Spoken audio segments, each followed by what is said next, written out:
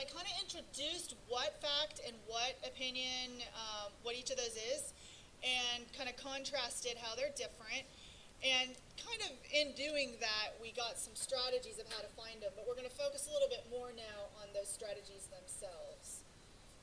And the strategies are basically to identify whether or not a sentence is a fact or an opinion. Again, you'll be working with one sentence. Later, when you get to critical thinking class, this will kind of transform. It won't be all or nothing. You'll be able to, see that there's a lot more gray area when it comes to fact and opinion than the way we deal with it in this class. This class is introductory, so we're just trying to get the concept of fact and the concept of opinion, and then have this like all or nothing rudimentary way to test if we've got that concept.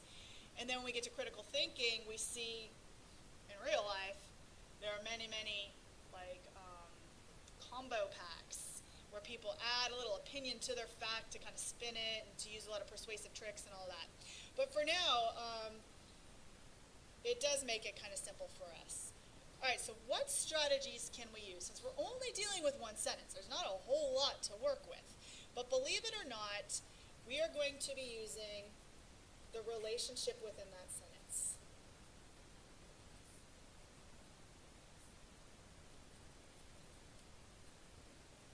Because it's not just what the sentence says, it's how the sentence is put together that communicates the meaning. So how the sentence is structured, or how the ideas in the sentence are organized,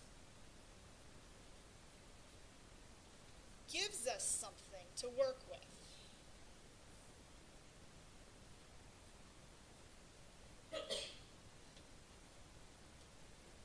Let's take a contrast, for instance.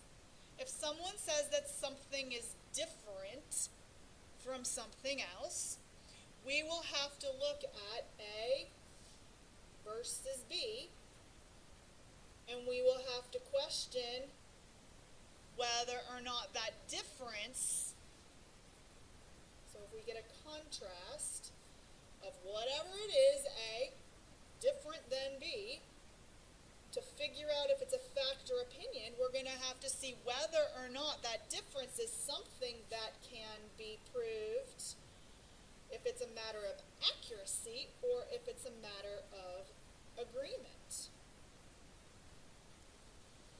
So if we say a dog is different from a cat, that's probably a matter of accuracy, because we could probably look at characteristics, put them side by side, and say one has one does not have one. And what would that be? With a dog and a cat, a dog's whiskers are different than a cat's, right?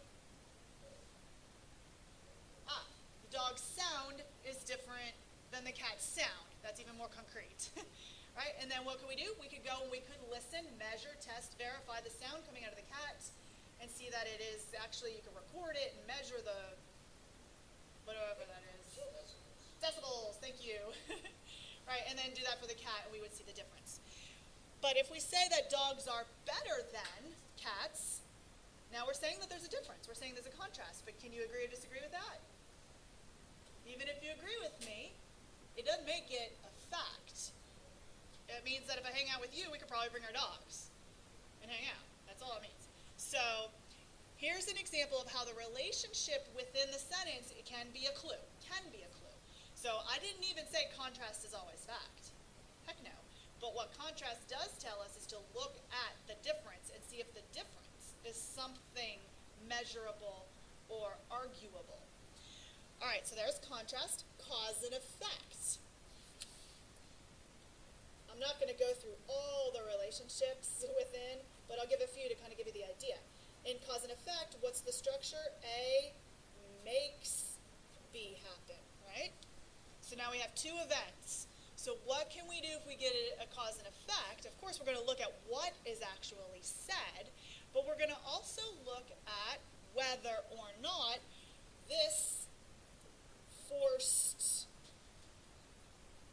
time order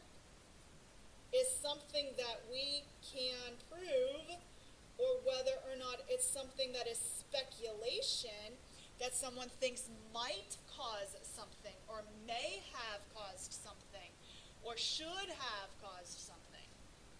And once we get into all that kind of cause and effect, where it's not it did cause it, and we can go back and we can look and we can watch, oh yeah, A happened, and then as a result of A, B happened, and we can verify it.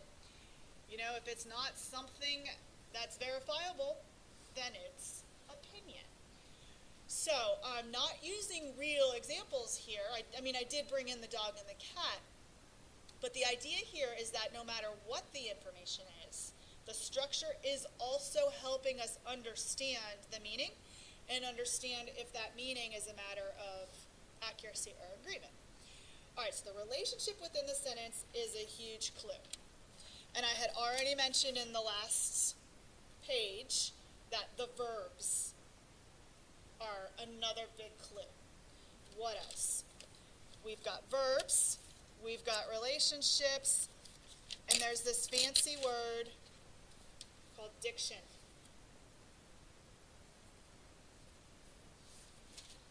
All right, if I add an A-R-Y to that word, what word do I get? Dictionary. It's no coincidence. Diction actually does mean word choice. So it's no wonder that diction and dictionary are related, because you go to the dictionary to get all the words that you can choose from. So what an author chooses, which words the author chooses to put in a sentence, tell us so much, right? That's usually what we think first, is what a sentence says, not how it's put together. So this is the more obvious clue. What kinds of words, as in not just the verbs, but also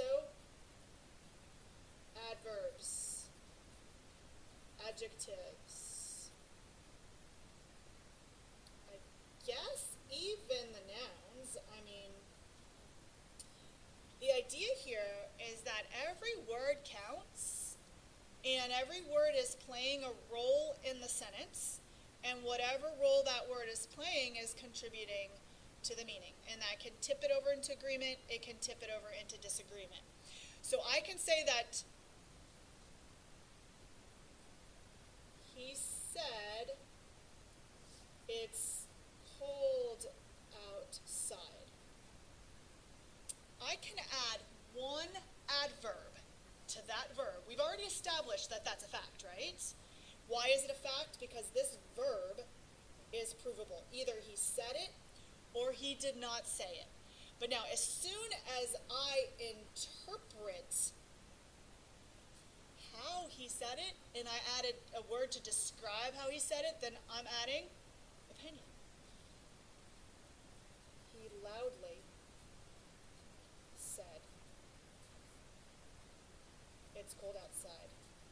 Guess what?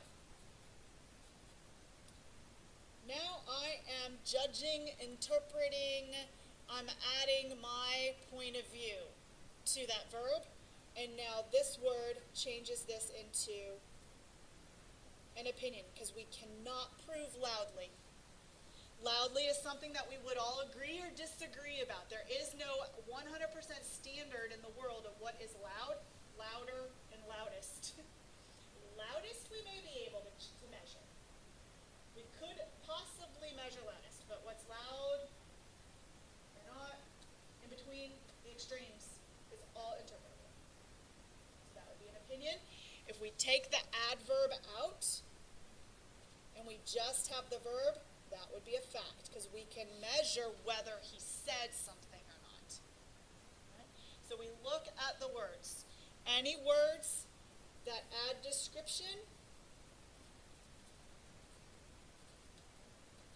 or add interpretation, descriptive, description, any description, any interpretation, any emotion, that's opinion. All right, so what do we have so far? We had the verbs, then we had the sentence structure, which is the relationship within. Now we have the word choice, which is the diction. And finally, we have, believe it or not, punctuation. Now, punctuation works together with diction. Diction works together with verbs, works together with relationships within. So all these things are really working together, but the idea is that you can focus in on any component here and there. We will see sometimes commas, exclamation points, dashes. What else is there? Semicolons, periods. Well, the period's going to let you know that that's the end of the sentence. But anyway, punctuation is a visual clue to the reader. Punctuation is not speech.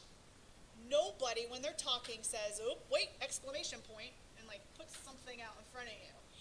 Punctuation is what you see on a piece of paper or on a screen. It's for reading. So these punctuation are visual clues when we read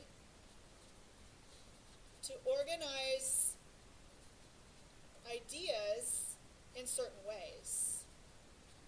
So the punctuation then works together with the words to create